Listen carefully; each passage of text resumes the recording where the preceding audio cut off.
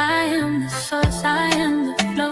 Money loves me, I let it show. I am divine, soft but strong. Love within me all day long. I glow with peace, I move with grace. Abundance finds me in every place. I am enough, my worth is gold. Love and money both unfold. I am the source, I am the flow. Money loves me, I let it show. I am divine, soft but strong. Love within me all day long. I glow with peace, I move with grace. Abundance finds me in every place. I am enough, my worth is gold. Love and money both.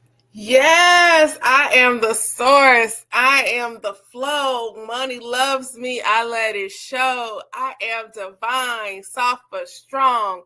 Love within me all day long. I glow with peace. I move with grace. Abundance finds me in every place. I am enough. Woo, I am enough. Say that. I am enough. My worth is gold. Love and money both unfold. I am the source, I am the flow. Money loves me, I let it show. I am divine, soft but strong. Love within me all day long. I glow with peace, I move with grace. Abundance finds me in every place. I am enough, my worth is gold. Love and money both unfold. I am the source, I am the flow.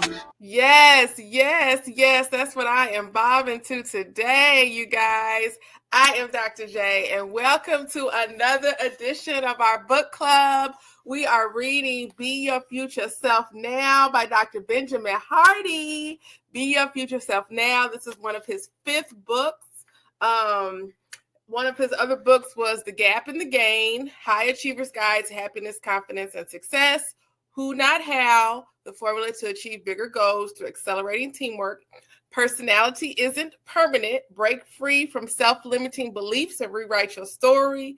And Willpower Doesn't Work. Discover the hidden keys to success. And out of all that he's learned along the way, then his 5th book is Be Your Future Self Now.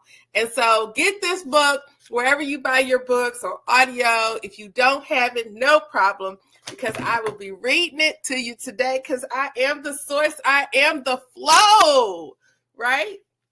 So in this book, it's broke up into three parts, and we're still on part 1. We're going to be finishing part 1 today. And so we are on the threats to your future self, and there's 7 threats, and we're going to talk about the 7th threat, and then we're going to get into the truths in our next one. So make sure you like and subscribe so that you know when we go live. All of our previous videos are on the live tab. So you do have to click over to that live tab. But yes, please like and subscribe, okay? So we were talking about the threats to your future self. And threat 1 is without hope in your future, your present loses meaning. That was A. B was a reactive narrative about your past stunts your future. C, being unaware of your environment creates a random evolution. D, being disconnected from your future self leads to myopic decisions. E, urgent battles and small goals keep you stuck. F, not being in the arena is failing by default. So now we are on G, which is threat number 7. And that threat is sex. Success is often the catalyst for failure. Success is often the catalyst for failure. Success often ends up destroying one's future self. Ooh, we're going to learn something today. What does he mean by that? Make sure to like, subscribe, and share this with somebody who could possibly enjoy this. I am Dr. J. I am a 2-time bronze, 3-time official director in pharmacy. And I lead the Rich and the Radiant Club, and we are global, baby. I have a team in Canada, a team in New York, team in Kentucky, Indiana. We're in Missouri, we're in Ohio, and we are just glowing and growing. So I'm excited to welcome you to the Rich and the Radiant Tribe as we elevate our mind, because this business is psychological, numerical, and duplicatable.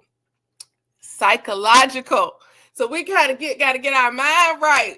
We got to get our mind right. And that happens every day. It's like taking a bath. You got to renew your mind so that you can stay inspired, motivated, so that you transform. That's the key. Motivation ain't enough.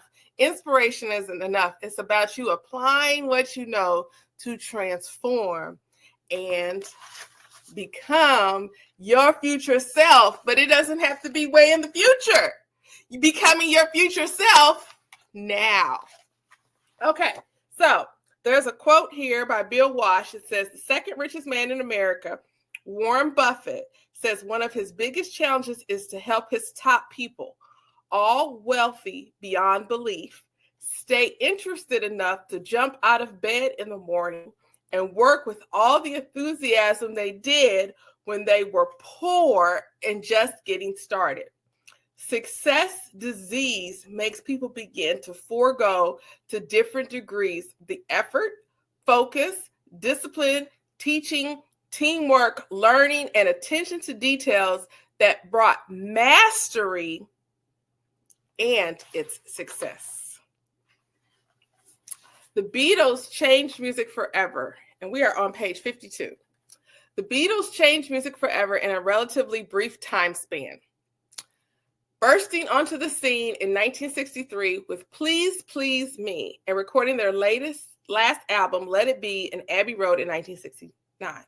Why did the most influential band of the 20th century break up within 7 years of releasing their first album? The band was a phenomenal success.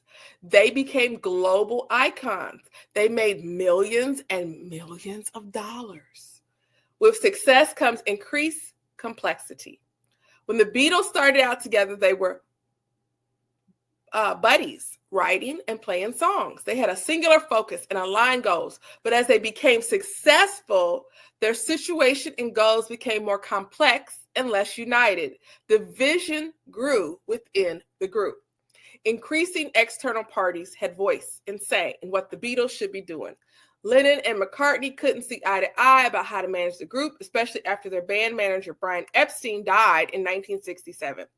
Despite being arguably the best band of all times, their own success and all that came with success eventually led to the death of the Beatles. The seventh and final threat to your future self is, interestingly, success. The Beatles are one of the countless examples of this phenomenon dubbed success disease, or where success eats itself. Success is difficult to handle. Most people self-destruct once things start getting good. Dr. Gay Hendricks developed a concept he calls the upper limit problem, which he uses to explain how success can backfire. From Hendricks' perspective, we all have a subconscious baseline of where we're comfortable. And when we succeed in some areas of our life, we subconsciously self-sabotage back to our baseline. He describes each of us has an inner thermostat setting that determines how much love, how much success, and how much creativity we allow ourselves to enjoy. When we exceed our inner thermostat setting, we will often do some things to sabotage ourselves, causing us to drop back into the old familiar zone where we feel secure.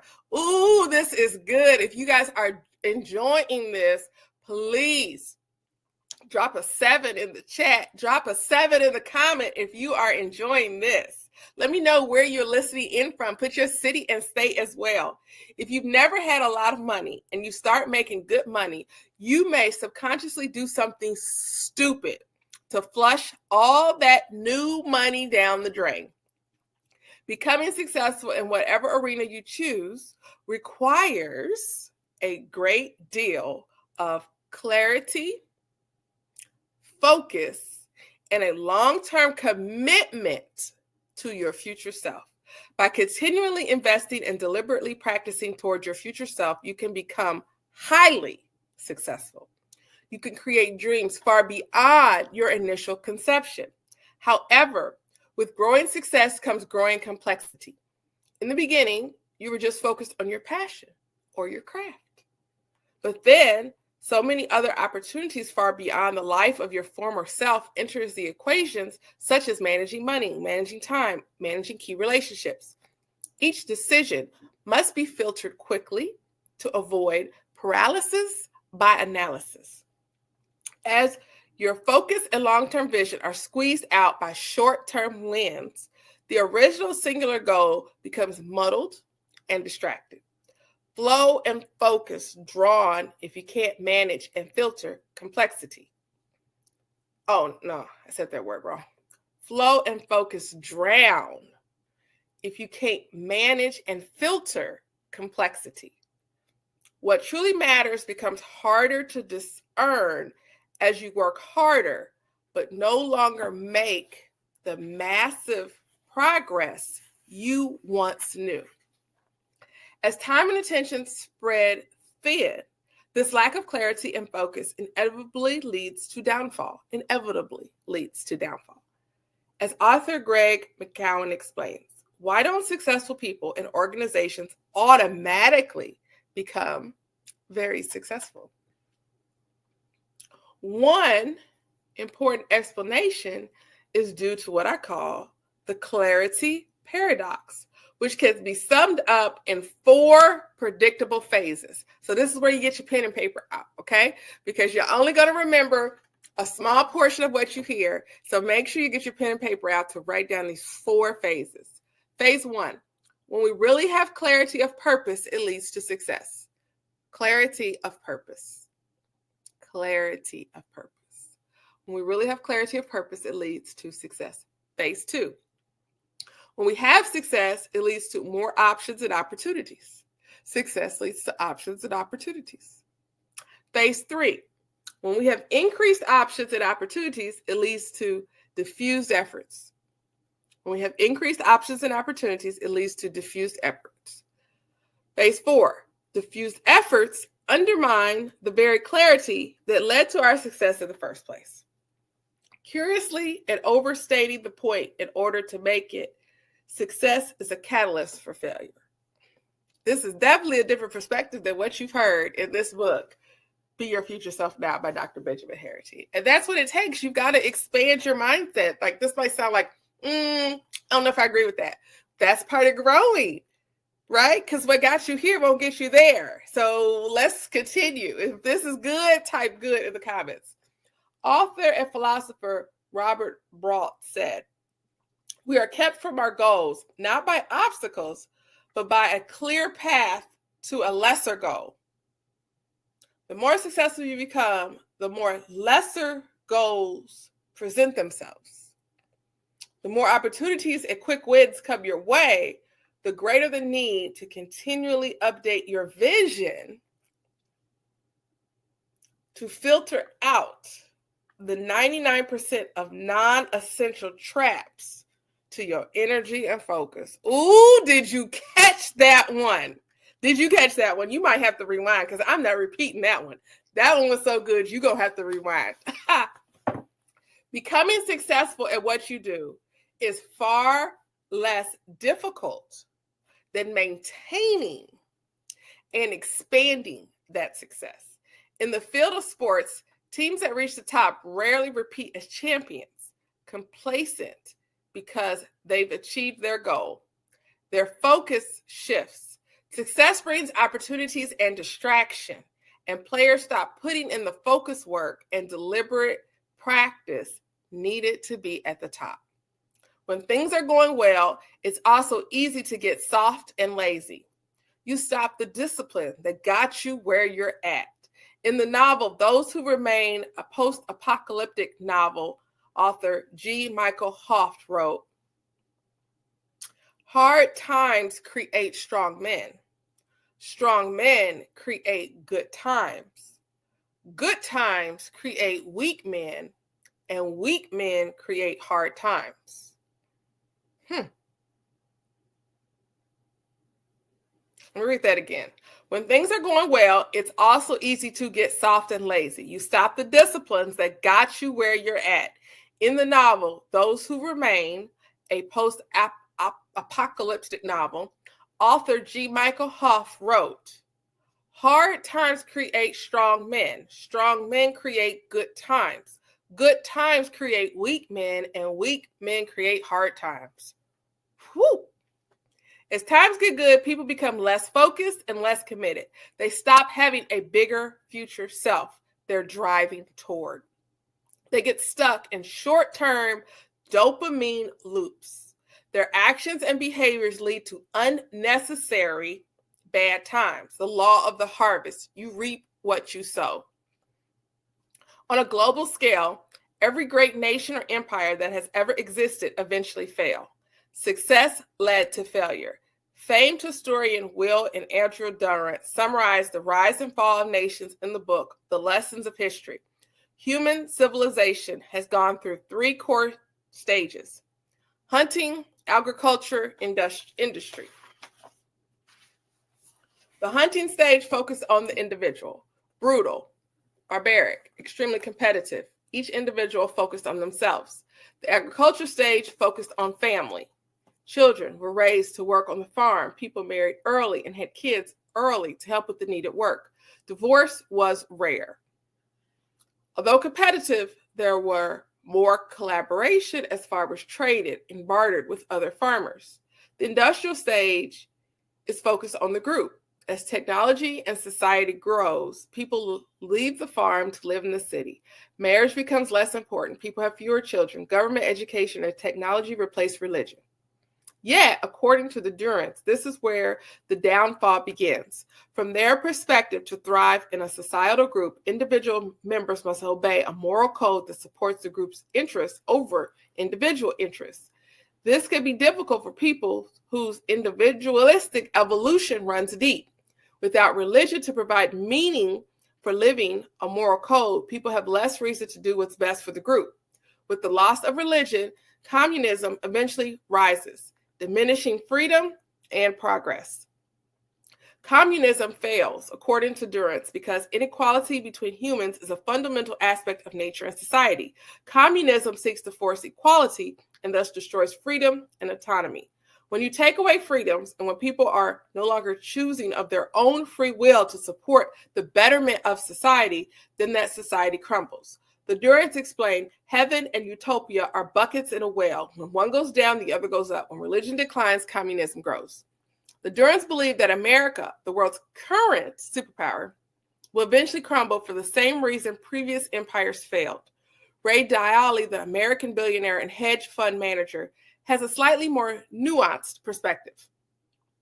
In Dalio's book, Principles for Dealing with the Changing World Order, Why Nations Succeed and Fail, he lays out the core reasons a society fails.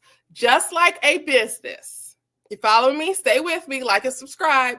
Just like a business, when a nation takes on extreme levels of debt, becomes less productive, and is riddled with internal division, it is poised for a collapse. Despite still being incredibly strong, Dalio sees America checking many of the wrong boxes. Success can be hard to handle for individuals, teams, organizations, and nations. Becoming successful is one thing, but expanding that success is something entirely different. You may even get lax as things start getting good. Why should this matter to you? If you get clear on your future self and invest specifically towards your future self, you will become incredibly successful. You'll experience the compound effect in knowledge, skills, money, and relationships. But with this increase in success, you will face surprising complexity. To guard against collapse requires clarifying your future self at each succeeding stage. Success breeds a barrage of distractions and lesser goals. Without remaining clear on what truly matters, you'll become internally divided on what you're committed to. As the Bible states, a double-minded man is unstable in all his ways. Success is a massive threat to your future self. Ooh, that was definitely a different perspective. Whether you agree or not, that's the book, Be Your Future Self Now, a different perspective, which is why we read, okay? Now, we're going to go through the conclusion, and that way we can start on the truths of our future self at our next reading. So on page 59, the conclusion, future self threats. Your future self is not set in stone. That's good news. There are an infinite number of directions your life can go. Your future self is inevitable, right? Your future self is inevitable. In 2 years, 5 years, 10 years, or 20, bearing fatality, you will become someone. The question to ask yourself is, who will your future self be? Who will your future self be? Who will your future self be? That is perhaps the most important question any human can ask themselves. In this section of the book, we've covered the 7 core threats to your future self. These threats, if unchecked, will lead to your future self being someone far less than your potential. Next, we dive into the 7 core truths about your future self. As you fully grasp the truths of your future self, you'll be equipped to dictate who your future self becomes. You'll have the power to create a life beyond anything you currently imagine. So make sure you like and subscribe as we go into the 7 truths about your future self. Yay! All right, you guys. So we are going to pick up on page 61. Page 61 next time. Again, this is Dr. J. I hope you guys have an amazing day. Take care. Money loves me, I let it show. I am divine, soft but strong. Love within me all day long. I glow with peace, I move with grace. Abundance finds me in every place. I am enough, my worth is gold. Love and money both unfold. I am the source, I am the flow. Money loves me, I let it show. I am divine, soft but strong.